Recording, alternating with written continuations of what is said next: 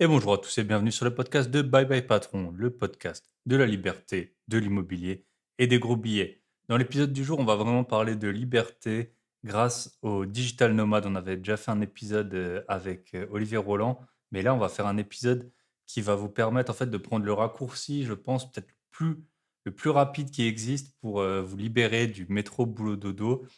Dans les autres épisodes, en général, j'essaye de faire des épisodes en lien avec l'investissement parce que beaucoup de gens investissent dans le but de vivre de leurs investissements. Mais le problème de l'investissement, c'est que c'est long. Ça prend du temps, ça prend de l'argent, il faut en avoir de l'argent, il faut le créer. Donc tout ça, c'est un processus qui est long et lent et parfois on n'arrive pas à avoir le bout. Alors que là, avec Ambroise, il propose un programme en 90 jours. Vous êtes libre, vous pouvez vivre où vous voulez. Bon, vous continuerez à travailler, mais de l'endroit que vous voulez, quand vous voulez et un peu au rythme que vous voulez. Donc, je pense qu'il y a pas meilleure proposition pour l'instant que je puisse faire. Donc, si vous cherchez le chemin le plus rapide pour dire bye bye patron, il faut absolument écouter cet épisode et vous pouvez contacter Ambroise si vous le souhaitez et il vous donnera, il accompagne les gens pas à pas vers le bye bye patron. Avant de démarrer, j'ai eu 2 super bons retours sur mon livre.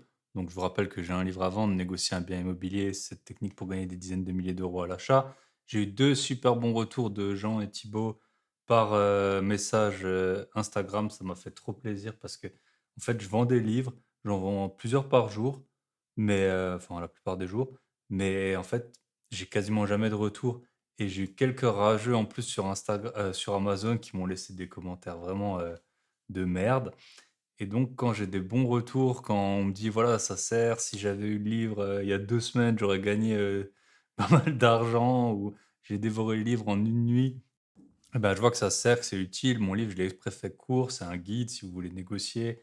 Je vous montre 7 techniques qui ont fonctionné pour moi, que j'ai utilisées, qui m'ont fait gagner des dizaines de milliers d'euros. Alors il y a des gens, franchement, il y a toujours des rageux. J'avoue, quand vous avez un commentaire Amazon, qui est pas bon, bah, ça franchement, c'est un peu saoulant parce que bon, je fais pas du tout, je vends pas mon livre pour vivre de ça, je suis pas Guillaume Musso. Mais quand j'ai des super bons retours, ça fait trop plaisir, ça se voit que c'est utile et puis, tant pis pour les rageux, hein, qui restent dans leur coin. Mais bon, après sur Amazon, on peut pas répondre, on peut rien faire. On prend les avis comme ça, donc ceux qui ont lu mon livre et qui étaient contents, vous pouvez me laisser un commentaire 5 étoiles, ça me ferait super plaisir. Franchement, bah, moi, c'est mon premier livre, donc je connaissais pas les retours, mais il y a très, très, très peu de gens qui laissent des commentaires. Ça doit être moins de 10 des gens qui achètent le livre qui laissent des commentaires. Donc si vous étiez pas content du livre, restez comme vous êtes, pas la peine de pas la peine de laisser un avis ou alors vous pouvez laisser un avis sur un autre livre. Mais si ça vous a apporté quelque chose, si vous vous rendez compte que c'est utile, eh ben, vous pouvez me laisser un commentaire 5 étoiles, ça fait toujours plaisir. Sur ce, on est parti avec Ambroise. Je vous souhaite une bonne écoute et on se retrouve de l'autre côté.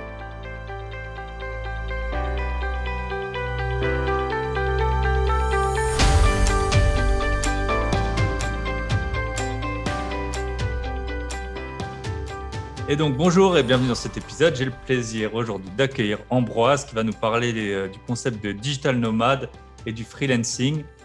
Parce qu'avoir des revenus passifs, c'est bien beau, mais souvent c'est long à obtenir et il faut beaucoup de capital. Donc Ambroise, lui, il a la solution pour être libre géographiquement et dans votre emploi du temps, dès à présent ou en 90 jours en tout cas. Salut Ambroise, comment ça va? Salut Thibaut, merci pour l'invitation. Eh ben super, bah du coup pour commencer, si tu pouvais te présenter rapidement pour les gens qui ne te connaîtraient pas. Ouais, donc moi c'est Ambroise, ça fait 7 ans et demi que je suis freelance, dont 4 ans et demi en tant que nomade digital et depuis 2 ans j'accompagne aussi les personnes qui veulent se lancer et développer leur activité de freelance pour pouvoir gagner en liberté, à la fois comme tu disais géographique pour pouvoir voyager s'ils veulent, mais aussi temporelle et financière comme je pense qu'on va en parler plus tard. Super. Et du coup, comment t'en es arrivé là? Tu as tout de suite commencé par le freelancing ou tu as eu un emploi classique au départ? Alors j'ai eu une évolution un peu décousue là-dedans. En fait, moi j'ai fait, donc là on enregistre le podcast, je suis au Canada en ce moment. Je suis venu à mes 18 ans étudier au Canada, dans une école de commerce et un jour, en cours d'entrepreneuriat, j'ai un prof qui a apporté en classe un livre qui s'appelle La semaine des 4 heures de Tim Ferriss, qui est un peu le livre qui a lancé tout le mouvement des nomades digitaux. Et ça a été une révélation. Je l'ai dévoré en 1 ou 2 jours. Et puis, donc dès ce moment-là, dès 2013, 2012, 2013, je savais que je voulais devenir nomade. Donc déjà être libre géographiquement. Et donc, basé là-dessus, en fait, j'ai testé un petit peu tous les moyens que je voyais de gagner ma vie en ligne pour pouvoir y arriver, mais tout en continuant quand même la voie classique, tu vois, études, Des boulot, études, bien etc. sûr. C'est ça. Donc j'ai testé plein de trucs. J'ai testé freelancing, j'ai testé de lancer des boutiques de e-commerce, de lancer une agence, de lancer des startups, de lancer des événements en ligne. J'ai vraiment testé un petit peu tout ce que je voyais, l'affiliation, le blogging, tout ça. Et au bout d'un moment, j'ai réalisé en fait que le freelancing, c'est ce qui avait toujours fonctionné pour moi, basé sur mes compétences en marketing et qui était potentiellement aussi le plus rapide, le plus rentable à court terme et aussi le plus flexible. Ce qui fait que j'ai pu me lancer en fait en parallèle d'abord de mes études. Et puis après mes études, comme tu disais, ouais, j'ai eu un job pendant 1 an et demi dans une grosse boîte, les Pages jaunes au Canada. J'avais le job de rêve, tu vois, que j'aurais pu avoir après mon master en e-commerce, mais tu sais, j'avais besoin de faire mon truc, de faire plus. Et donc à un moment, en fait, le 24 mars 2017, en fait précisément, je suis parti 100% à mon compte avec un aller simple pour la Thaïlande. Et depuis, bah, je suis à mon compte. Ok, super. Donc, tu as fait tous les tests, tu les as fait pendant tes études. Tu es arrivé au bout des études quand même. Parce que tout le monde. Ouais, ouais. Je Ouais. suis arrivé au bout des études, j'ai même refait un master en plus, tu vois, Ok. etc. Ouais. Mais Ouais, c'est ça. Toujours à la recherche de plus. Bah, super. Et du coup, dans le freelancing, c'était quoi ta première activité? alors moi, j'ai fait des études d'une école de commerce en fait à HEC Montréal et j'avais des spécialisations en marketing, IT, e-commerce. Et donc ma première mission, ça a été en fait le but c'était d'abord de trouver une mission pour tester le concept du freelancing, voir si ça marchait, si ça me plaisait, etc. Et donc j'ai pris un petit peu tout ce que je pouvais trouver. Et la première mission que j'ai faite, j'étais en fait en community management, donc gérer des comptes réseaux sociaux pour une startup. J'ai aussi très vite géré la partie email, la partie blog. Et le but, c'est vraiment de tester, tu vois. Je dis toujours qu'au début, ma première mission, en fait, j'ai calculé il y a 1 an et quelques, j'étais payé l'équivalent de 2 euros de l'heure pendant tout un été. Ah, bah, Mais j'ai tellement appris, ça m'a tellement donné d'expérience aussi et de preuves sociales pour la suite que c'était clairement rentable. Aujourd'hui, je suis à 90 euros de l'heure en freelance, par exemple. ouais, donc c'est sûr que. En fait, je pense avec tout ce qui est d'Internet, au départ, on n'y croit pas. Enfin, on a un peu du mal surtout à l'époque là, à cette époque-là. Et puis c'est vrai que quand Ouais, tu gagnes même très peu d'argent, en fait, ça t'ouvre. Tu as l'impression que tu as trouvé un peu la martingale ou la boîte de Pandore, quoi. Et tu vois qu'une fois que c'est fait, tu dis, ah, il y a vraiment des gens qui peuvent me payer pour ça. Donc, ouais, c'est bah, ouais. super, quoi. Et donc, en Thaïlande, Je pense que au début, le truc, c'est d'arriver à te convaincre déjà toi que c'est possible, que c'est pas juste pour les autres, mais que c'est pour toi. Et peu importe combien tu gagnes, peu importe ce que tu fais, au moins tu te dis, ok, tu vois. Première mission, j'étais à 20 euros de l'heure. À 2 euros de l'heure, pardon. hmm. Deuxième mission, là, j'étais à 20 euros de l'heure. Et après, j'ai monté petit à petit, parce que l'idée, c'est de voir si ça te plaît, si c'est faisable, mais aussi si ça peut te permettre d'en vivre et puis de le faire 100% à distance. Ouais, c'est ça, ouais, c'est ça qui est important aussi parce que du coup, tu étais au Canada à ce moment-là et tu as trouvé, Mhm. c'était un client au Canada que tu avais, ton premier client?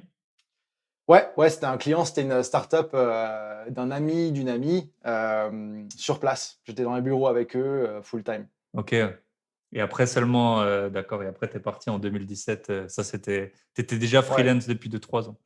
Ok, super. c'est ça. Et du coup, maintenant, donc, tu as de la maturité dans ce domaine. Là, on a dit que tu avais aussi l'activité d'accompagnement. Donc, c'est quoi une journée classique peut-être de freelancing ou ta journée classique aujourd'hui, 7 ans après?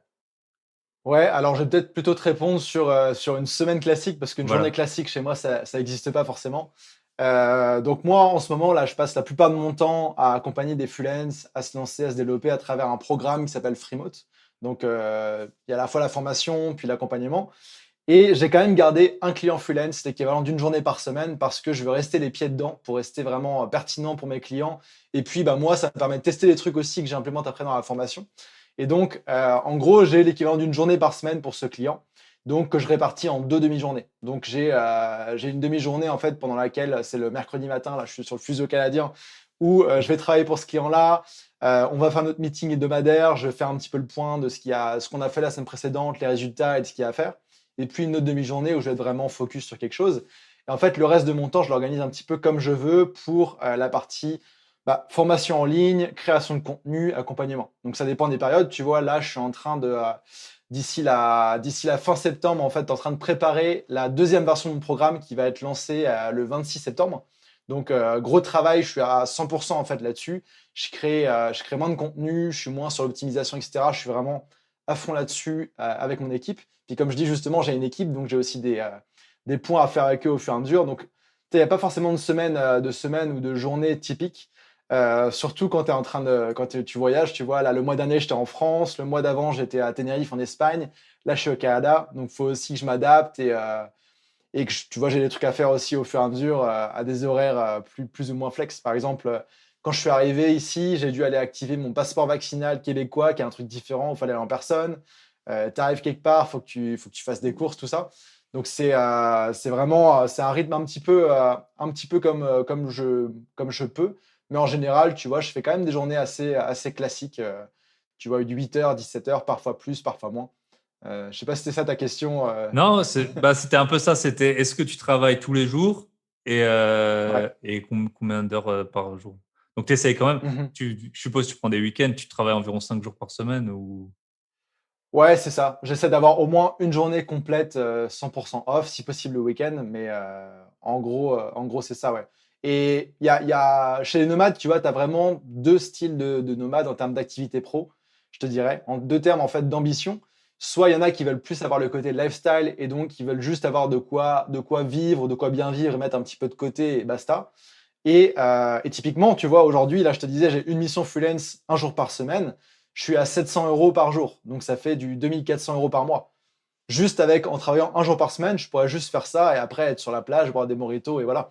Mais non, si j'étais lifestyle, ce serait plus ça. Mais moi, j'ai vraiment une ambition, tu vois, ma mission, c'est d'aider 1 million de personnes à devenir libres grâce à Internet. Et donc, pour cette mission-là, c'est pour ça que je fais aussi tout ce que je fais à côté, Ça prend le plus de temps contenu, les qu'un jour par échanges. semaine. Voilà, Ouais, forcément. exactement. Et puis ça, c'est plus. Ouais, après, il faut s'accomplir aussi dans ce qu'on fait, tu vois. Bosser un jour par semaine, mais faire un truc horrible, ça me tenterait pas. Et du coup, c'est quoi ta mission avec ce client? C'est quoi ton activité?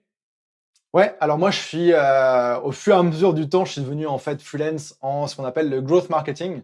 Donc, c'est-à-dire qu'en fait, c'est une méthodologie d'expérimentation pour tester des stratégies sur différents canaux et en fait, pour augmenter le chiffre d'affaires du client, augmenter sa croissance au fur et à mesure. Et donc, typiquement, là, ce client, c'est un site e-commerce de ferme de viande biologique au Québec. Ok. Et en gros, moi, je les aide sur toute la partie gestion du site e-commerce. Donc, à la fois optimisation du site, la partie publicité, la partie email, la partie SEO, un petit peu tout le marketing. C'est pas forcément moi qui fais tout, mais je pilote un peu la stratégie, je les conseille, et c'est assez cool, tu vois. C'est vraiment une mission dans laquelle je m'éclate. J'ai fait des missions chiantes, j'ai eu des clients chiants, mais là, ils me font confiance, ils savent que j'ai des résultats, tu vois. Et ça, c'est assez cool d'avoir ce lien-là avec des clients qui, au final, deviennent un peu. Ça reste des clients, mais ça devient un peu plus des potes que juste la relation tu sais, boss-employé que tu peux avoir en entreprise, quoi.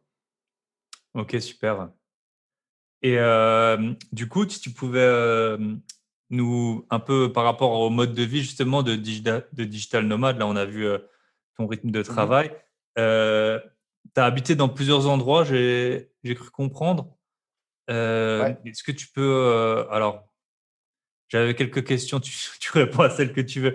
Euh, du coup, comment tu t'installes, comment tu trouves un logement, comment tu gères le décalage horaire et Mhm. aussi un peu peut-être je sais pas s'il y a vraiment de la solitude ou, enfin, en tout cas, Si, il y a si, quand même si. et quand tu crées peut-être une vie sociale, elle est un peu éphémère, entre guillemets. Enfin, je veux dire, tu t'installes 2 mois, tu vas sympathiser avec des gens, après ils vont partir, tu vas peut-être partir. Donc, Mhm. voilà, un peu peut-être les endroits où tu as habité et puis comment tu as géré ça. Ouais. Alors, l'endroit où j'ai habité, donc Il y a des endroits dans lesquels j'ai habité et je suis resté longtemps. Tu vois, typiquement Montréal, j'ai habité peut-être 7 ans full-time et après 3 ans pendant lesquels c'était ma base. Après, tu vois, la notion d'habiter quand tu es nomade, c'est toujours un petit peu particulier parce que, tu vois, rien que si on prend depuis un an, par exemple, j'ai passé 3 mois à Lisbonne l'automne dernier, automne 2020. L'hiver 2021, je l'ai passé au Mexique à différents endroits. Ensuite, je suis allé en France cet été. Maintenant, je suis à Montréal. Tu vois, donc habiter, c'est un peu. Voilà, ça dépend. Il y a différents styles de nomades. Il y en a qui bougent tout le temps. En général, les nouveaux nomades, c'est ça. Moi, je suis plus dans l'équilibre. Tu vois, j'essaie de rester 2, 3 mois par endroit pour pouvoir avoir une bonne routine, être productif, mais aussi ce côté vie sociale et pas être tout le temps en train de courir partout à droite à gauche. Et après, tu as les nomades qui vont rester plus longtemps, tu vois, et qui sont limite parfois des expats. Et donc, parce qu'en fait, à chaque fois que tu bouges, tu vois, mais moi j'ai visité 37 pays en tout, donc ça commence à faire pas mal. Tu vois, à chaque fois que tu bouges, bah, il faut faire tes courses, il faut trouver une routine, il faut savoir où est-ce que tu vas faire ton sport, où est-ce que tu vas aller pour tel ou tel truc. Je sais pas, il y en a qui font de la salsa, où est-ce que tu vas faire de la salsa par exemple. Et donc, c'est arriver à trouver un peu une routine qui fonctionne partout. Et, et donc, dans cette routine, il faut qu'il y ait à la fois le côté boulot, parce que bah, c'est ce qui te permet de faire ce style de vie, de le maintenir. Et puis voilà, après, c'est des ambitions perso. Tu vois, je te disais ma mission. Pour ça, il faut que je sois installé. Je peux pas faire ça depuis des cafés tout le temps sur mon petit ordinateur comme ça, tu vois. Il faut que je sois bien installé. Et après, il y a le côté aussi vie sociale. Comme tu disais, la solitude, c'est un truc qui revient souvent chez les nomades qui voyagent en solo. Ceux qui sont en couple, c'est un peu différent. Mais pour ça, moi, mes conseils, c'est déjà choisir des endroits où il y a déjà une communauté de nomades qui est présente. Parce que c'est différent, c'est des aspirations différentes, des personnes qui sont sédentaires, des personnes qui sont expats, parce que en tant que nomade, bah, tu vas bouger régulièrement. C'est des personnes en général qui travaillent sur le web, donc il y a aussi des affinités pro. Et d'ailleurs, il y a beaucoup, beaucoup de potentiel de réseautage en tant que nomade, parce que tu rencontres des gens avec qui tu vas pouvoir faire des projets, parce que vous êtes dans le même domaine, parce que c'est complémentaire, même parfois s'associer. Et donc, le fait d'être dans un hub nomade, donc ça, les hubs nomades, il y en a quelques-uns qui sont assez connus. J'ai fait des vidéos là-dessus. En Europe, par exemple, tu aurais Lisbonne, c'est le principal hub nomade en Europe. En Amérique, tu as, le Mexique, tu as Playa del Carmen, par exemple. Tu vas avoir aussi des villes en Colombie. En Asie, tu as Chiang Mai, tu as, Bali. Tu vois, tu as des endroits comme ça qui sont des hubs et tu sais que tu vas avoir plein de nomades là-bas. Et après, au-delà de ça, tu vois, bah, c'est aller à des événements, bosser dans des coworking, etc. Mais aussi de sortir de ta zone de confort, en fait. Personne ne va venir vers toi forcément si tu bouges pas de ton petit confort. Donc ça veut Forcément. dire, Et tu vois, faut que tu parles à si des tu fais de la gens. salsa, Ouais. ouais, si tu fais de la salsa, bah, va te trouver un club de salsa. Et en fait, c'est dans les activités et les points communs que tu vas trouver des gens à qui t'accroches. Et un concept qui est compliqué et qui est difficile à voir aussi avant, c'est que tu dis, tu sais, comme tu me disais Thibaut tout à l'heure, bah, tu bouges, faut te refaire des relations, c'est éphémère, etc. Le truc qui est assez cool, c'est que toutes ces personnes-là, elles sont quand même très présentes online. Donc moi, je les appelle tous les jours avec des potes nomades qui sont à Budapest, à Lisbonne, à Bali, etc. Parce qu'on reste en contact. On a des groupes WhatsApp et tout. Mais aussi, c'est des personnes qui bougent. Donc tu vas rencontrer quelqu'un, par exemple, en Thaïlande. Peut-être que l'année d'après, vous êtes tous les deux à Lisbonne en même temps et vous vous revoyez, tu vois. Ok, ouais, Et super ça, ouais. c'est Ouais, ça. c'est super, tu Et bouges et en même temps tu retombes sur des gens de temps en temps. Ah, forcément, ouais, puis ça. tout le monde se Si suit lui il sur connaît des Instagram, tu gens, il sais va quand. te les représenter et tout ça. Ouais. Exact, ouais. Donc c'est plus riche qu'on peut le penser. Après, il y a différents, tu vois, ça dépend pas mal faut aussi se connaître en tant que personne. Moi, je sais qu'au bout de 2 jours, tu sais, tout seul, sans avoir vu personne que je connais, je commence un peu à tourner en rond, tu vois. Il y en a qui peuvent rester des mois et des mois sans voir personne, très bien pour eux. Il y en a qui peuvent pas rester une demi-journée. C'est s'adapter un petit peu selon sa personnalité et arriver à se créer une vie sociale, un équilibre en fait entre tout ça, quoi. Ok, super. Et pour les logements, en fait, t'as pas de, si j'ai bien compris, t'as pas de logement fixe aujourd'hui. Aujourd'hui, Euh, non. ouais, Dans 6 mois, peut-être que j'en aurai un. J'en avais un avant, tu vois. Avant, j'étais ok, basé à Montréal, puis je bougeais. Mais aujourd'hui, non. ok. Et c'est facile de trouver des logements pour 2 mois, par exemple à Lisbonne là, ou à Tenerife. T'as des, c'est Mhm. quoi sur Airbnb, tu trouves, ou comment tu fais en général? Je te dirais que ouais, c'est assez facile, si tu sais. Enfin, c'est assez facile. de manière générale. Après, la partie tarif de logement, ça, il faut savoir bien s'y prendre, tu vois. Parce que les apparts que tu loues, que forcément, c'est des apparts meublés, tout équipés. Et tu sais, la limite entre, enfin, la distinction entre les apparts loués aux touristes et les apparts loués au court terme, tu vois, mais pas non plus full time, elle est assez fine. Et du coup, tu veux pas tomber dans le tarif touriste parce que t'es nomade, Tu peux c'est pas ton truc à payer long terme. 100 euros par jour comme tu paierais en vacances, quoi, forcément. C'est ça, c'est ça. Donc là, tu sais, il faut avoir une idée de ton budget, il faut avoir un budget un petit peu flexible. Et en fait, pour trouver des logements, tu as plusieurs types de logements pour nomades qui valent la peine, tu vois, à long terme. C'est soit, en fait, les logements appartements type Airbnb que tu vas louer. Et donc, dans ce cas-là, le mieux, c'est toujours de sous l'appart de quelqu'un que tu connais. Comme moi, là, je suis dans l'appart d'un ami à moi qui est en voyage, justement. Il me loue son appart, c'est forcément mieux parce que tu es chez quelqu'un, il y a tout ce qu'il faut, quelqu'un habite vraiment là, tu vois, c'est pas un Mhm. appartement factice, tu vois, entre guillemets. Et sinon pour la partie logement Airbnb ou Booking ou autre, l'astuce, en fait, c'est donc de voir si l'appartement est disponible long terme. Et en fait, de négocier pour sortir en dehors de la plateforme, donc éviter tous ces frais-là et négocier aussi selon la durée que tu vas rester, et cetera. Et donc dans ce cas-là, en général, on te demande une caution, assez importante, peut-être, tu vois, du tiers, voire la moitié du loyer d'un loyer mensuel, mais bon, pas de problème là-dessus. Ça m'est déjà arrivé aussi pour convaincre des propriétaires, tu vois, d'envoyer des relevés de banque ou des trucs comme ça, pour montrer que voilà. Puis je montre mes réseaux sociaux, ils voient que je ne vais pas disparaître du jour au lendemain, quoi. Il y a ça. Et sinon, un truc qui marche très bien aussi, en parallèle des Airbnb que tu sors de la plateforme, etc., c'est de trouver en fait des agents immobiliers locaux. Et ça, c'est assez impressionnant. Il y a toujours des agents immobiliers français partout dans le monde. Donc, tu, Ok. tu regardes un peu, tu postes dans les groupes Facebook. Tu vois, tu as des groupes Facebook digital nomades, toutes les villes que tu veux. Lisbonne, Playa del Carmen, etc. Tu te postes, tu dis Hello, I'm French, genre looking for an apartment, tu vois. Et tout de suite, tu as des agents immobiliers qui vont te contacter. Et là, de voir, leur dire OK, envoyez-moi, voilà mes critères, envoyez-moi 3 propositions d'appartements. Et puis, avec eux, c'est plus les prix locaux, ils vont prendre une petite commission, mais en général, c'est quand même assez intéressant. Et donc, pas de problème particulier pour trouver des apparts. Des fois, bon, ça peut prendre un peu de temps, oui, mais ça devient après une deuxième nature, tu vois. Et justement, c'est un truc qui fait que c'est cool de rester plus longtemps par endroit, c'est que tu n'as pas besoin de trouver un appartement tous les 2 jours, quoi. C'est ça, parce que c'est épuisant, je pense. Sinon, si, je Mhm. pense qu'au début, voilà, tout le monde voit le voyage un peu comme faire un road trip en Australie avec un van et tout. Puis après, quand tu Ouais. commences à vraiment devoir travailler, tu te rends bien compte que tu peux pas Bah, passer ta vie à chercher un logement, chercher un supermarché, un c'est dentiste clair. ou que C'est sais-je. clair. Et tous les nomades, pratiquement sans exception, quand tu commences en nomade, tu avais vraiment, tu sais, c'est un projet de devenir nomade, c'est plein de changements, et tu as cette envie de voyager, de bouger et tout. Et il y a cette phase un peu nomade chien fou que j'appelle, tu vois, pendant 1 ou 2 mois où les nomades vont être comme des fous. Ils vont vouloir bouger tous les 2, 3 jours en bossant, en visitant, en prenant l'avion, etc.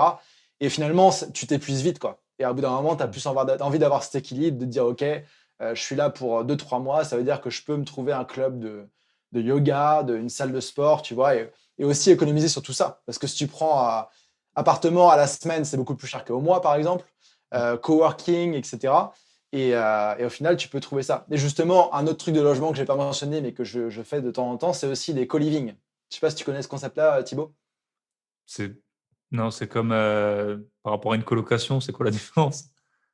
Ouais, en gros, c'est un peu une coloc organisée de nomades, tu vois. C'est pas juste une Ok. coloc de nomades où entre potes tu te mets en coloc, mais c'est plus en fait des établissements, souvent des chaînes, qui en fait ont des chambres. C'est un bâtiment, tu vois. Ils ont des chambres qui louent à la semaine, au mois, etc. Pas forcément au jour. Et en fait, là-dedans, chacun a sa chambre, mais tu as des espaces partagés communs. Ok. Donc cuisine, salon, salle de jeu, et surtout genre coworking inclus, Ah, avec une bonne connexion. Ce qui fait qu'en fait, tu arrives là et jour 1, tu es productif. ok. Donc souvent, quand j'arrive dans Super. une ville que je connais pas, etc., j'essaie de me faire peut-être une semaine, 10 jours dans un coworking, dans un co-living, pardon, c'est un peu plus cher, mais direct, tu es productif, tu rencontres des gens, et puis après, ça te laisse le temps de trouver un logement plus long terme, tu vois. D'accord. Et du coup, pour le lancement justement en freelancing, donc maintenant tu accompagnes des gens. J'ai vu sur ta Mhm. page Instagram, tu proposes de faire ça en 90 jours. Mhm. Je voulais savoir un peu justement le déroulement si demain je décide de devenir freelance. Euh, c'est le rythme un peu. Donc voilà, le jour zéro, je décide ça. Jour 1, qu'est-ce que je fais? Jour Mhm. 2, jour 3, jusqu'au 90 par exemple. Ouais, alors je vais peut-être te parler plutôt en termes d'étapes que de jours, ce sera peut-être plus Mhm. clair pour tout le monde. Première étape, c'est déjà de valider la partie métier. Parce que pour être freelance, moi j'enseigne d'être freelance à distance, tu vois, pas forcément chez un client, etc. Et donc pour être freelance à distance, il faut avoir un métier, avoir des compétences qui puissent se faire à distance. Donc en général, sur un ordinateur, ça peut aussi être au téléphone pour certains. Et donc c'est de voir déjà dans les compétences qu'on a, est-ce qu'il y en a qui sont faisables en freelance, à distance et aussi avec un bon potentiel de rémunération. Donc déjà, c'est sa première étape. Donc là, il y a des personnes qui vont se dire ah bah oui, justement, moi j'ai toujours été passionné par le montage vidéo, je peux faire ça, j'y vais. Parfait. Il y en a qui vont peut-être devoir plus réfléchir, plus choisir. Dans ce cas-là, c'est un process qui est plus long que 90 jours parce qu'il faut se former au métier en tant que tel, tu vois. C'est ça. Euh, voilà. Et Donc, il y en a, ils ont tout de suite les compétences, et il y en a d'autres, il faut en fait développer les compétences. c'est ça. Et même s'il y a besoin de se former sur un métier, je te dirais que la meilleure manière d'apprendre et de se former vraiment, c'est de le faire en prenant des missions. Quitte à ce que ce soit des Mm. missions, on facture pas cher, tu vois, pour être vraiment dans le bain. Parce que si tu apprends juste la théorie, bah, tu retardes encore ta lancée en freelance. Mais bon, une fois que la partie compétences métier est faite, ensuite, il faut regarder un petit peu concrètement qu'est-ce qu'on veut se créer comme activité. Donc, regarder tu sais, pour quel type de client on veut travailler, comment on peut éventuellement se différencier des autres freelance, comprendre vraiment la réalité de nos clients et leurs besoins. Comprendre, une fois que tu as compris ça, en fait, tu peux, basé là-dessus, proposer des services. Parce que si tu sais pas les besoins d'une telle ou telle entreprise, c'est compliqué d'être pertinent et donc d'avoir des missions. Et donc de comprendre ça et en fait, très vite d'être dans l'action, d'activer à la fois son réseau. Ça peut être juste de faire un post sur ton LinkedIn ou ton Facebook et dire, «Salut tout le monde, pour ceux qui ne savent pas, je me suis lancé en freelance en montage vidéo. J'ai déjà travaillé sur tel, tel, tel projet. Contactez-moi si vous avez des besoins là-dedans, on pourra en discuter ou si vous connaissez des personnes qui auraient des besoins. En général, avec ce genre de poste-là, les personnes trouvent leur première mission ou les suivantes. Tu vois. C'est assez efficace.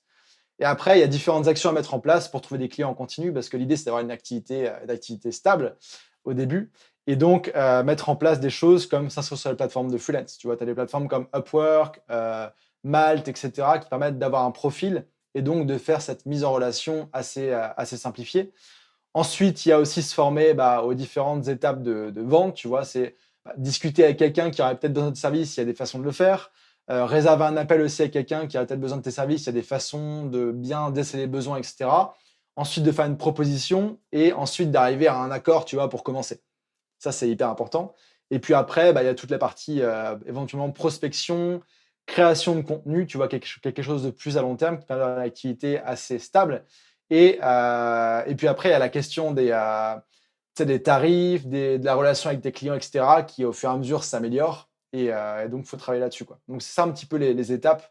Donc, d'abord, si je résume, hein, d'abord, donc vraiment Trouver ce que tu dois être dans faire. l'action. Être dans l'action, les réponses sont auprès de vos futurs clients, pas dans votre Mm. salon. Donc, contacter des gens, passer à l'action, être assez agile, s'adapter au fur et à mesure, se former aussi sur toute cette partie-là de trouver des clients, les convaincre, vendre ses compétences. Et puis après, concrètement, c'est assez simple, hein. L'équation, c'est tu as des compétences, le client a des besoins, tu fais un bon travail pour répondre à ses besoins, voire même un peu plus que ce qu'il espérait. Et le résultat, c'est que vous continuez à travailler ensemble, tu peux monter tes tarifs et avoir une bonne activité qui soit stable et rentable aussi à long terme et en croissance. En fait, après, je pense que le freelancing, tu passes au début, tu n'as peut-être pas de mission, puis après, tu en as une, deux, trois, puis après, au bout d'un moment, tu es full, quoi. Enfin, Si t'as- tout va bien, ouais, c'est ça. puis tu as, trois, quatre clients, comme toi, tu as un client qui te prend une journée par semaine. Au bout d'un moment, Mhm. je pense qu'il y a des activités, c'est pas la peine d'avoir 30 clients, 5, 2, 3, 4, 5 clients, ça, en fait, ça Ah, suffit. si tu sais choisir tes clients et bien gérer tes clients, premièrement, tu veux pas avoir à gérer 20 clients, tu vaut mieux avoir peu de clients qui ont plus de demandes parce qu'il y a cette relation de confiance qui se construit, tu travailles mieux ensemble, etc. Et puis, ouais, c'est aussi une stratégie plus long terme, tu vois. Moins tu as de clients, moins tu as de factures à émettre, moins tu as de relations clients à avoir, etc. Tu vois. Donc, Ouais, pas moi, avoir tu as à non les plus un convaincre à client, chaque parce que fois. ouais, un client, c'est un peu dangereux parce que si ça s'arrête du jour au lendemain, Ouais, bah, tu plus de clients. c'est Mais ouais, 3, 5 clients. Et puis, le secret aussi, c'est d'arriver à les garder à long terme.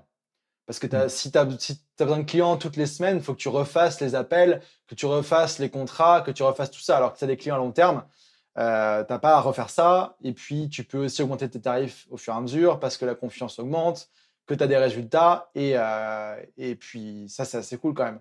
C'est assez Mmh. gratifiant en fait de savoir que tu as vraiment un impact pour qu'un client continue de bosser avec toi et qu'il y ait Même une quand tu relation long augmentes terme qui les existe. tarifs.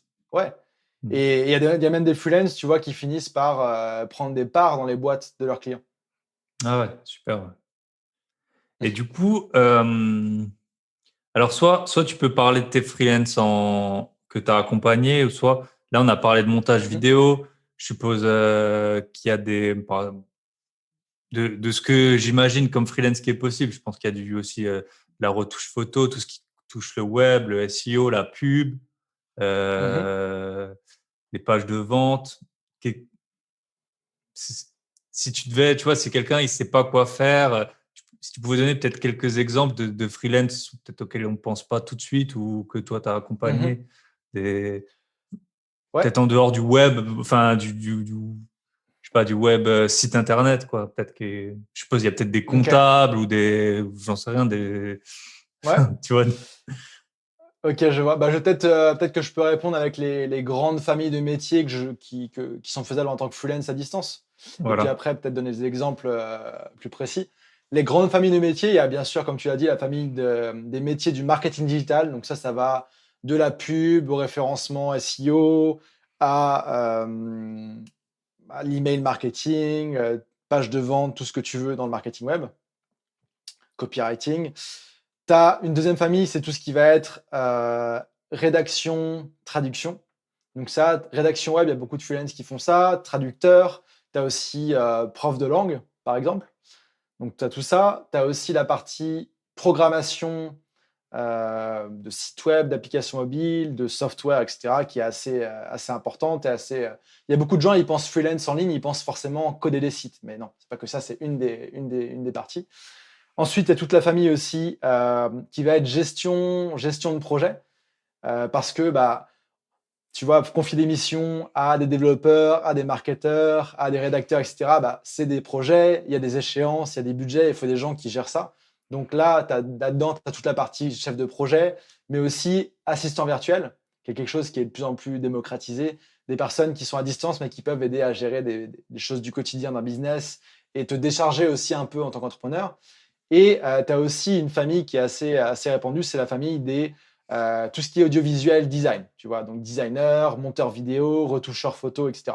Ça, c'est les 5 grandes familles de freelance. Après, ça veut pas dire qu'il n'y a pas d'autres métiers qui peuvent fonctionner. Par exemple, il y en a qui sont architectes ou dessinateurs en freelance. Ça existe. D'accord. Il y en a, tu vois, qui même ont suivi ma formation Freemote et qui l'ont appliqué à différents trucs comme prof de yoga.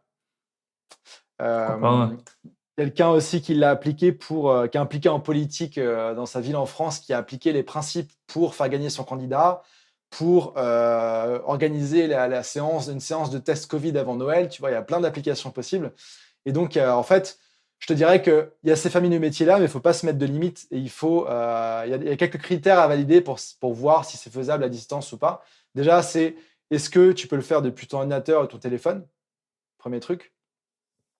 Deuxièmement, valider aussi que c'est quelque chose qui fonctionne dans le format freelance, qui n'a pas forcément besoin d'être quelqu'un à l'interne d'une entreprise.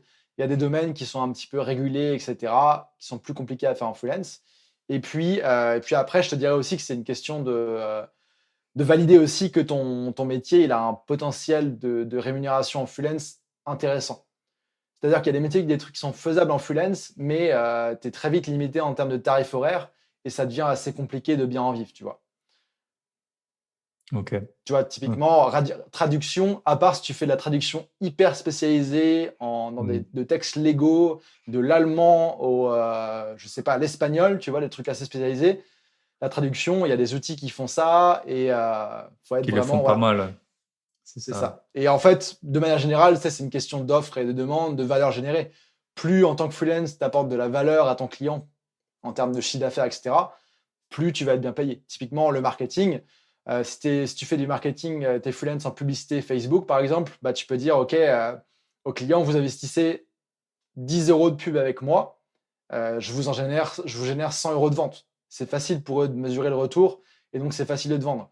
Pour la partie programmation, ça peut être aussi assez facile, tu vois, de dire, OK, on va créer une nouvelle plateforme, ça va générer 100 000 euros de plus de ventes par mois, donc on peut investir tant en développement.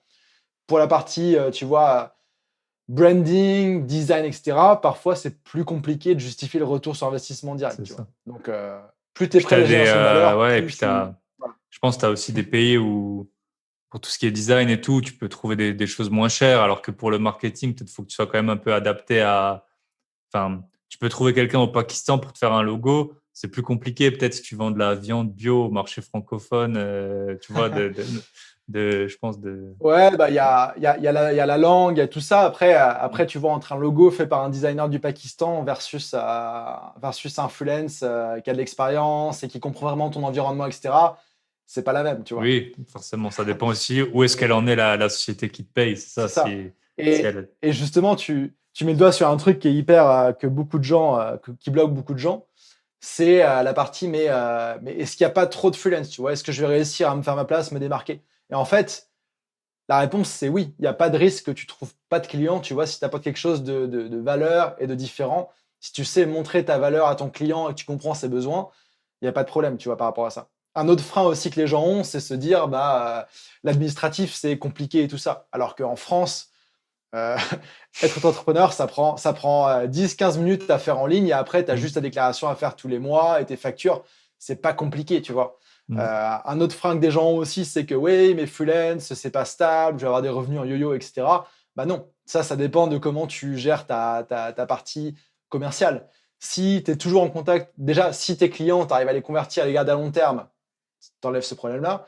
Et de deux, si tu as une présence en ligne, une activité d'être toujours en contact avec des nouveaux clients potentiels, etc., en continu, t'as pas de risque d'avoir des yo-yo. Alors, c'est pas forcément, tu gagnes pas toujours pareil à l'euro À près l'euro comme quand tu es près, forcément. employé. Mais est-ce que tu préfères en fait avoir gagné toujours le même montant tous les mois à l'euro près en étant salarié, mais Que ce soit un avoir montant une limite dans faible, tes revenus, voilà, c'est ça. voilà, ou alors prendre tes responsabilités, prendre tes devants et potentiellement gagner beaucoup plus, tu vois. Et moi, je suis pas freelance à temps plein, mais si j'étais freelance à temps plein avec mon tarif actuel, euh, eh ben, écoute, je gagnerais plus de 10 000 euros par mois. Alors, je garde un peu de temps pour gérer ça. En tant qu'employé, j'aurais Ça jamais pu commence à gagner être ça compliqué, dans ouais. mon domaine. C'est c'est sûr. Tu peux pas, c'est pas Ouais, possible. Une boîte peut pas te payer ça par rapport ouais, à ses salariés, tu vois. Et forcément. c'est aussi ça, au fil, le deal du salariat, c'est de te dire, tu vas avoir un truc stable, tu vas avoir un truc Vers le haut et stable, vers le bas, on en te fait, c'est paye ça. vers le haut et vers le bas, et je te garantis que tu vas avoir ça tous les mois, mais en échange, tu vois, bah, c'est moins élevé et enfin, Mm. tu vois ce que je veux dire. Ouais, bien sûr. Ok, super. Et du coup, est-ce que tu aurais deux, trois exemples concrets de personnes que tu as accompagnées, que tu voudrais Ouais. partager, ou j'ai vu que tu as des avis vidéo, peut-être, enfin, des gens, voilà, qui partagent peut-être leur, Ouais, je vais essayer de te le, prendre trois exemples assez évocateurs un peu de Mm. tout ce qui peut se faire. Le premier qui me vient en tête, c'est Tania. Tania, c'est marrant l'histoire parce qu'en fait, j'ai donné un cours à HEC de marketing web pendant un an. Tu vois, on parlait de preuve sociale pour pouvoir justifier tes tarifs en freelance. Être prof à HEC, c'est pas mal dans le genre. Ouais. Donc, j'ai donné un cours pendant un an et Tania, elle était étudiante dans mon cours. C'était un cours de master de Web Analytics. Et donc, on s'est rencontrés comme ça. Après, elle a continué à s'impliquer dans les événements de e-commerce que j'organisais.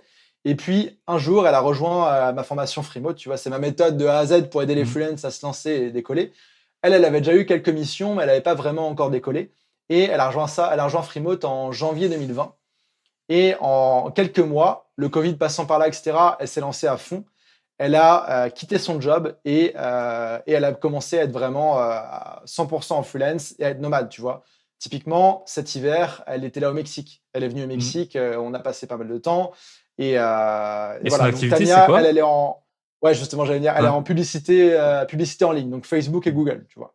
OK. Donc voilà, ça c'est un exemple, tu vois, de étudiante qui a très vite, qui était salariée pendant quelques temps, mais qui a très vite passé en freelance et maintenant elle passe même au niveau suivant parce que je l'accompagne aussi sur lancer son programme en ligne dans la publicité Facebook. Tu vois, la prochaine étape, quand tu es Mmh. freelance qui tourne bien, en général, c'est ça. Deuxième exemple, je te dirais Maureen. Maureen, je l'ai rencontrée en fait à Lisbonne quand j'y étais l'automne dernier. On se connaissait d'avant en ligne, mais j'ai rencontré là-bas. Maureen, en fait, elle travaille dans une entreprise de voyage dans le service client à Lisbonne. Et c'est une Belge, elle avait déménagé à Lisbonne parce qu'elle voulait travailler à l'étranger et pouvoir voyager, etc., avoir cette liberté. Mais elle s'est retrouvée un peu, bah oui, à l'étranger, mais dans tu vois, salarié, pas forcément très bien payé parce que le support client à Lisbonne, c'est pas ce qu'elle me payait. Et donc, elle a rejoint Freemote et elle savait pas forcément ce qu'elle voulait faire comme activité au départ, tu vois. Et donc, petit à petit, elle a commencé à tester différentes choses, trouver des missions dans son réseau, comme je le disais, en tant qu'assistante virtuelle pour tester plein de choses. Donc, elle a fait des réseaux sociaux, elle a fait du montage podcast, elle a fait différentes choses. Ce qui l'a amené au fur et à mesure à trouver vraiment son truc. C'est la partie appel de vente en ligne, tu vois. Il y a des gens OK. qui vendent des programmes, des formations en ligne qui coûtent très très cher. Qui coûtent très cher. C'est des investissements assez élevés, tu vois, Ouais, à mettons plus que 5 10 000 000 euros. euros, je sais, par exemple, dans Ouais, l'immobilier, ça arrive 10, 15, 20 000 des c'est ça. mentorats, des trucs comme ça. C'est ça. Et donc, en fait, elle, vraiment son truc, c'est de prendre contact avec des gens, de faire les appels, de vendre, de leur expliquer comment ça marche, de voir si c'est adapté pour eux ou pas. Tu vois. Elle a Mmh. vraiment trouvé ça et aujourd'hui, elle cartonne là-dedans et elle est surbookée. OK. Et ça, c'est pas des trucs qui prennent des années. Tu vois. Elle s'est lancée en octobre dans la formation 2020. et en 2020 et Ouais. en mars, elle a quitté son boulot parce qu'elle avait plus le temps, tu vois, de Ouais. gérer tout ça. Ah, c'est impressionnant, c'est Donc ça, 6 deuxième mois. exemple, c'est C'est ça. c'est là qu'on voit la Ouais, différence avec les investissements boursiers ou immobiliers ou tout. Ça prend des années, alors que là, en 6 mois, ouais, tu changes de ouais, tout de vie carrément, quoi. Je pense qu'elle c'est a clair. Mais du coup, elle est plus à Lisbonne ou si elle est encore basée à ouais, Lisbonne, mais elle bouge, ouais, tu vois, elle ouais, ouais. va, voilà. Et je vais te donner un troisième exemple, puis après on pourra faire le parallèle justement entre le freelancing pour la partie investissement et tout ça, parce que pour moi il y en a un. Troisième exemple, je te dirais, j'en ai plusieurs, mais ça peut être des exemples de personnes, tu vois, on pense freelance, nomade, on pense un peu genre, tu sais, célibataire, jeune, etc. Mmh. Mais il y a des parcours, des profils hyper différents aussi, hyper intéressants. C'est des personnes qui sont, par exemple, mamans ou qui vont le devenir, ou alors qui arrivent à l'âge de la retraite, mais qui veulent avoir un complément de revenu parce qu'ils n'ont pas une super retraite. Et donc, par exemple, tu as Aurore qui, elle, son mari avait un boulot, s'est fait muter en Finlande, et elle s'est lancée en freelance quand elle était enceinte pour s'assurer que quand son bébé allait naître, elle allait pouvoir avoir une activité à l'étranger, etc. T'as Eva, elle, qui a 3 enfants et elle voulait reprendre son activité de programmeuse avec ses enfants, tu vois. Elle s'est lancée en freelance, elle fait des missions entre les siestes des bébés, etc., tu vois. Et après, la partie retraite, c'est encore d'autres profils. Et donc ça, c'est hyper intéressant pour moi et ça casse un peu le stéréotype de genre quelqu'un Ouais, qui a le gars un le peu gars de la crade vingtaine, avec tu son sac à vois. dos à Bali. Ouais, et d'ailleurs, nomade, tu vois, je te disais que tu as un peu le nomade lifestyle, nomade autre, mais nomade, ça va du nomade qui survit, tu vois, en bossant dans des auberges jeunesse, Mmh. à l'entrepreneur nomade qui gère une startup qui génère des dizaines de millions d'euros par an. Et j'en ai Mmh. rencontré des comme ça, tu vois. Donc il y a un petit Ouais, peu de tout et ouais. Ça te permet aussi, justement, nomade, d'avoir une vie un peu plus luxueuse que ce que tu aurais en vivant en France, par exemple, voilà. tu vois. Et en plus, t'as pas le temps de transport, tout ça. Enfin, voilà, C'est le ça. RER, les grèves et tout ça. Qualité de vie, ouais. Ouais. Et, Ok, super. euh, et si tu me permets de faire le petit parallèle aussi avec la partie plus investissement. Bien sûr. euh, ouais, non, parce que c'est intéressant. Je sais que c'est pas Ouais. forcément le genre de sujet que tu traites, le freelancing, dans ton podcast, mais pour moi, en fait, te lancer en freelance, te lancer en tant qu'indépendant versus rester employé, c'est aussi prendre en main tes revenus à court terme, moyen terme, long terme. Et donc enlever en fait ce plafond que tu peux avoir en tant qu'employé. Et oui, tu peux avoir des bons salaires en tant qu'employé, mais tu gères pas ton temps pareil et ta liberté pareil. Et en fait, en te lançant en freelance, bah, tu as cette liberté de choisir tes tarifs et combien tu vas gagner concrètement. Ça peut aussi te laisser le temps de consacrer à d'autres projets, comme investir, comme créer des revenus passifs, donc par exemple des formations en ligne, même si c'est pas forcément très passif, et tout autre type d'autres choses. Et en fait, pour Là, tu peux moi, faire une boule de ce neige un côté, peu. ouais, c'est ça. En fait, pour moi, tu peux en fait potentiellement gagner plus vite, donc investir plus vite, et faire ce que tu veux de ta vie plus vite, tu vois, entre guillemets. De mon côté, donc moi, j'ai mon freelancing, j'ai mon entreprise aussi avec plusieurs personnes qui bossent dedans pour la partie formation en ligne. Moi, j'ai fait un plan il y a quelques temps là de dire que je partirais en retraite avant mes 40 ans. Et j'ai Mhm. calculé avec mes investissements, si j'augmente mes revenus comme j'ai prévu, ça devrait se faire, tu vois. Tu peux Donc nous ça veut pas rappeler dire que ton je vais âge parce qu'en arrêter et que fait, on je n'en a pas vais. parlé. Ouais, j'ai 29 ans là. 29 ans, voilà, dans 11 ans. Mais après, vu toutes les activités que tu as, on peut dire la retraite à 40 ans, mais à mon avis, au bout de 6 mois, tu trouveras quand même un truc à faire. Ah non, Peut-être mais moi, pas, ouais, c'est sûr. pas Là, pour c'est pas la l'argent, retraite, genre mais je tu vais sur vois. une plage et machin, mais, euh, mais en fait, ouais, tu vois, savoir qu'en fait, j'ai tout ce qu'il T'auras faut plus pour besoin, vivre ouais, de. c'est Voilà. ça, forcément. Puis c'est Et ça qui te permet tu même vois, de passer peut-être un cap encore après. Peut-être, tu c'est vois, mettre tout ça. ton temps dans une startup qui va valoir peut-être 100 millions, quoi. Alors que si tu as besoin de C'est manger, ça, bah, c'est plus c'est compliqué, pas quoi. une. Moi, je crois pas au concept de retraite où tu t'arrêtes tout du jour au lendemain. Ouais. Mon père, il est en retraite là, ce mois-ci, il s'est déjà engagé dans 12 000 trucs, tu vois. Si tu as été actif dans ta vie, tu peux pas partir en C'est retraite et ça. tout arrêter du jour au lendemain. Ouais, non, c'est assez intéressant. Et puis, c'est aussi le concept de, en fait, pendant ta vie active, te prendre des petites retraites ou pour voyager, Comme faire des Tim breaks, quoi. Ferriss, il conseille, ouais. C'est C'est ça. ça. Bah, Mm. moi, tu vois, en Thaïlande, j'ai bossé en tant que freelance, etc. Mais j'étais clairement pas à 100%. J'étais peut-être à 25%, 50% de temps de boulot. Donc, Mm. j'étais moitié du temps en vacances à visiter, quoi. Et Ouais, c'est quand même assez cool de te dire que bien sûr. tu peux te faire des breaks. Et j'ai un pote là, par exemple, même en tant qu'employé, tu vois, mon meilleur ami, lui, il s'est marié cet été, il a pris 3 mois off avec sa femme. Ouais, bah cool, hein. Et ça se négocie, ça Mm. s'arrange, tu Ouais, vois. ça peut se négocier, des sans-soldes, les gens qui sont dans le Mhm. médical peuvent faire des remplacements, des choses comme ça. Ouais. Donc, super. On a le temps, il est un peu compté aujourd'hui. Donc, normalement, je pose 3 questions. On va essayer de faire au plus Mhm. vite. La première que je vais te poser, c'est un peu la plus originale. C'est si je te donnais 100 000 euros tout de suite. Donc, 100 000, c'est beaucoup et pas beaucoup à la fois. Tu vois, c'est pas ça qui va te faire prendre ta retraite à 29 ans et demi. Mais du coup, qu'est-ce que Mhm. tu en ferais concrètement de ces 100 000 Ouais. euros? Alors, ça dépend. Est-ce que je pars de zéro ou est-ce que je suis dans ma Non, non, situation là, actuelle? aujourd'hui, maintenant, avec l'argent que tu as. Aujourd'hui, Ouais. euh, Ça peut être un don hein, aujourd'hui, pour les baleines. Tu peux faire ce que tu en veux fait, moi, avec. je considère que la philanthropie, tu as beaucoup plus d'impact si tu le fais quand tu as déjà une Beaucoup certaine d'argent. Ouais. sécurité financière, etc. Tu vois. Donc, non, moi, ces 100 000 euros, je les investirais. Après, à voir dans quoi, tu vois, ce serait Mm. dans différents trucs. J'en profiterais peut-être pour investir un petit peu dans l'immobilier, ce que j'ai pas encore fait. En tant que nomade, c'est pas le truc le plus facile. Bien sûr, ouais. Un mélange d'immobilier, de bourse, de crypto-monnaie et puis aussi de start-up. J'ai Mm. commencé à investir dans les startups là cette année et j'en ai eu des startups donc je sais ce que c'est. Mm. C'est quelque chose qui me passionne et tu sens que tu as vraiment un impact, tu vois. Pour moi, investir, c'est pas juste OK, je vais avoir un retour de 10%, c'est plus genre tu t'appuies les projets qui te tiennent à cœur. Ouais, ouais, c'est ça. Et puis, ils Tu ont prépares vraiment besoin de l'avenir en l'argent. fait. Je veux dire, toi, si tu achètes une action totale demain, c'est pas ça qui va, qui va leur changer la vie, quoi. Alors que C'est clair. Alors, j'avais lu le livre du fondateur de Nike. Tu vois que pendant 30 ans, il a galéré à pas avoir d'argent, quoi. C'était ça vraiment, ouais. sa quête continue. J'achète 10 paires de chaussures, je les vends, j'en achète 20. Bah écoute, Ouais. merci Ambroise. Là, on arrive pile sur le fil. Ça m'a fait super plaisir. Donc, si on veut te retrouver, c'est quoi? Instagram le plus simple? Ouais, Ou ton Instagram site ou Ambroise partout. En Debré? fait, mon nom est assez original pour être trouvé facilement. C'est Ambroise Debray. Donc Ambroise. Mon nom de famille, Debray, Debret. Sur Voilà. Instagram, Facebook, Twitter, LinkedIn, où vous voulez. Plus le blog, quoi. Enfin le site, C'est ça. où il y a tout. Bah, écoute, merci beaucoup Ambroise. Et puis, bonne fin de journée. Et j'espère un de ces jours. Ouais, merci pour l'invitation, c'était très cool. Allez, ciao. Voilà, j'espère que cet épisode vous a plu. Forcément, c'est pas pour tout le monde, c'est pas pour les gens qui sont très satisfaits de leur métier, qui sont rentiers ou que sais-je. Mais j'ai trouvé ça super inspirant. En plus, c'est vraiment un domaine que je connaissais pas super bien. Donc, c'est- la semaine dernière, on avait Veneta qui fait des gros projets immobiliers. Donc, c'était pas non plus trop mon domaine. Donc, rien que pour ça, le podcast, ça m'apporte à moi et j'espère que ça vous apporte à vous de rencontrer des gens d'horizons différents qui font.